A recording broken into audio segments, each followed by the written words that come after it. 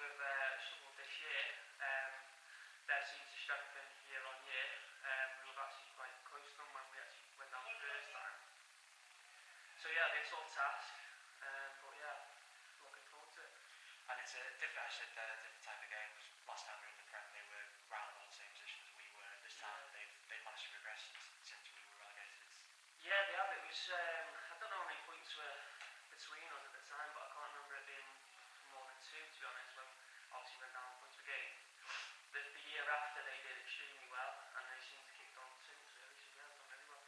And just last Saturday though, it was the third goal, it was your free kick, and final first win of the season, that's something about. How was it finally to get like who you are back this year? Yeah, it's obviously been a long time coming. Come at quite a nice time. Yeah, nice to get a goal really. It's practiced them quite a bit and they haven't really been falling and getting quite frustrated really, but yeah, it's nice to go in and hopefully get a few more. And you and Jake this season have been the set piece players both corners and free kicks and stuff, so how has it been separated between after last season especially? Obviously with us both being right or left it makes it a bit easier to go on either side. We both like to sort of like that whip technique, so it's been quite easy to be honest. And just looking ahead now, you also drew Tripel in the third round of the World Cup at home. What's your thoughts on that as well?